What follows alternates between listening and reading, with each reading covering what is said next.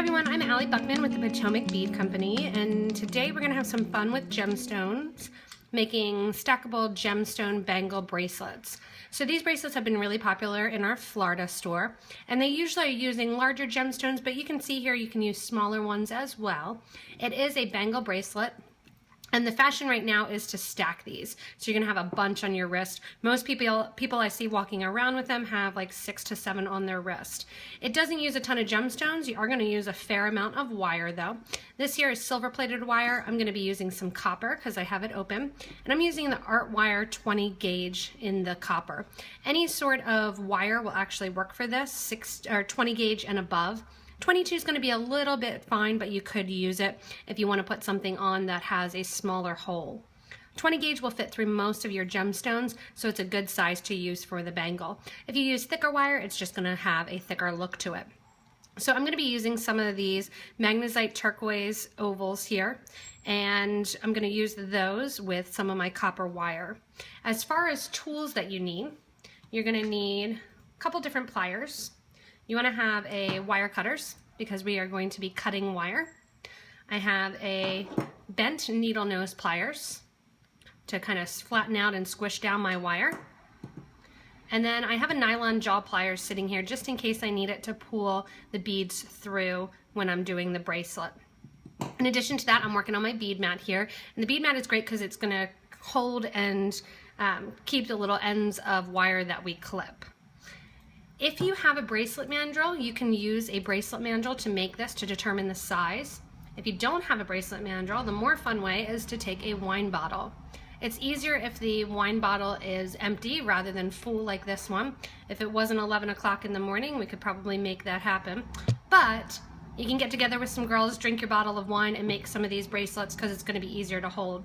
The bracelet is a good diameter here when you're looking at it, the bottom of it, and it'll be a little bit hard to focus. I'll pull the camera up just a little bit as I'm working, and that'll give you guys an opportunity to see wrapping around the bottle how we are working on it. So other than that, you just need your hands that you're going to be using, and you use a lot in wire working.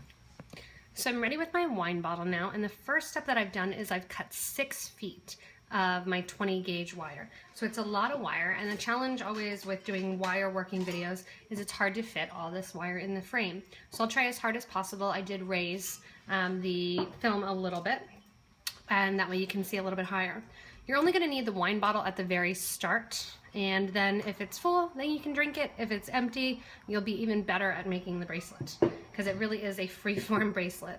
So I'm going to take my wire, and this is my 20 gauge wire, that's 6 feet, and I'm going to wrap around the base of the wine bottle here, and I'm wrapping around 4 times. If you have a smaller wrist or a larger wrist, you can also look for other household products.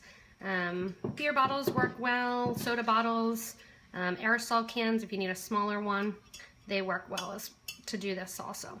So I have 4 wraps going around the bottom of the bottle. I'm going to slide these off. Immediately it's going to kind of spring out. I'm going to push the wine bottle back, that's all we're going to use it for. And I'm going to take those wires and kind of make sure that they're consistently around.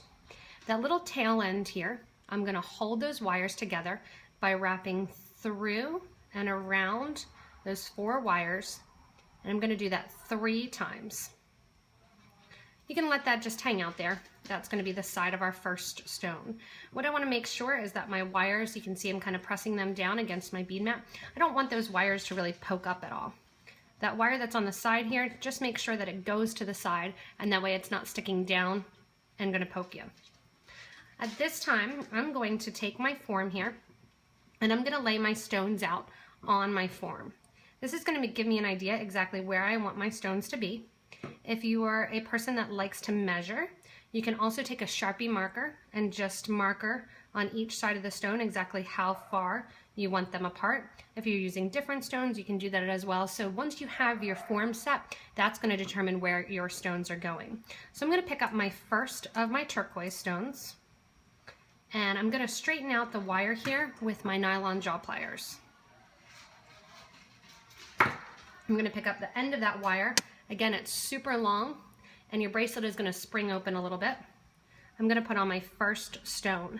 The stones, when you have them on, most of them will not turn if they're flat. If they're rounded, you can still spin the stone a little bit, but when they're a flat stone, they're gonna stay exactly where they are. So make sure when you get to the end here of putting this on, and you can see me putting it on the whole long piece of wire, when you get to the end here, you wanna make sure that that stone, the side that you want, is facing up.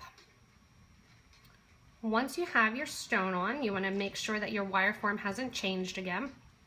I'm gonna push that stone as close to the coil as I can, and then almost pop it in an upward fashion and push it down at the same time. That's gonna kind of pop the stone up there. I'm gonna twist it. I like that inclusion there on this magnesite turquoise. After the stone, I'm gonna take my fingers. You can take pliers too if you don't have a lot of plier strength. You can take your nylon jaws and you're just gonna pinch down so that way you get that 90-degree turn on either side, or 45-degree turn, sorry, on either side of your stone. I'm gonna take my wire then, that whole long piece of wire, through those 4 wraps, and I'm gonna coil around just 1 time. That's gonna hold that stone in place. The wire then is gonna wrap around the stone, 1, 2 times, and then over to the side. So that's gonna make the stone look a little bezel set. You're going around then 1, 2 times, and that's going to mirror the 3 coils on the other side. So you're going to look like you have 3 coils on one side, 3 coils on the other side. Pull that long piece of wire through, and when you're on the side of the bracelet, you're just going to bend the wire so that you have the wire running along your bracelet. We're going to pop the next stone in place by taking the wire, and we're going to coil. So the wire's going right along the bracelet here. I'm going to cross the wire over those 4 wires, and I'm going to coil once, twice, and 3 times. And you can see I'm pulling a lot of wire through. You can hear the wire hitting the table. But it's better for this bracelet, you use a lot of wire. That's the one thing. You don't use a lot of stones, but you do use a lot of wire. I'm going to keep that form going. I'm going to take this wire then, bring it to the top of my bracelet, go to the end of my wire, put on my next stone. If you have a stone that is hard to get on, you can spin it on rather than push. When you push stones on, they tend to break. When you spin, you can get some of that chalk residue from the drill out. And I'm gonna push that stone down and then lay it against the bracelet however I want to. Again, do a little bit of a pinch. You can do that with your nylon jaw pliers, you can do it with your fingers, up to you. I'm gonna wrap just 1 time around to hold the stone in place. Pulling all that wire through. You're gonna hate all that wire as you're working with it. And then the wire is gonna go around the stone once, twice. So I'm just turning the stone, that's the easier way to do it. When I get to the other side, again, I'm gonna do my next 2 coils, so it looks like 3 on this side. And again, this is really a no-fail kind of design. You can use as many stones as you want, you can do them as often as you want, as many wraps around the base, so that's up to you as well. I'm gonna then take my wire right along the side of the bracelet, get ready to add my next stone in, and just kind of lay my stones in place, make sure that I have enough space for all 4. I'm gonna wrap once around. So you can see it's a fast bracelet too. I'm gonna wrap twice. A 3rd time around, bringing it out, adding my stone on. A lot of wire working techniques are pretty quick. I'm gonna lay my stone on top, exactly how I want it to be. Push it into place, curl 1 time over that side. And I'm gonna start wrapping my 2 times around my stone. Go to my other side here and do 2 more coils so it looks like 3. You can wrap again as many times as you want around the stone to have it more bezel set looking. I'm gonna run my wire along the bracelet and gonna coil here once, twice. I actually think I'm only going to do 4 stones here. They're a little bit larger. So I've got this 4th one here that I brought up, and all I'm going to do then is wrap from the one side and around just like I've been doing. Doing 2 wraps, coming back to the other side, And I'm just going to wrap around here 3 times. If you want to have that last piece of wire there, so that way it's consistent the whole way around, you can take it over back to the starting side and just wrap 1 time there on the starting side. If you have extra wire, you're more than welcome to take it back and forth over the stones. If you have a stone that's popping up a little bit, see, I'm just going to trim down there and kind of pinch down my edges.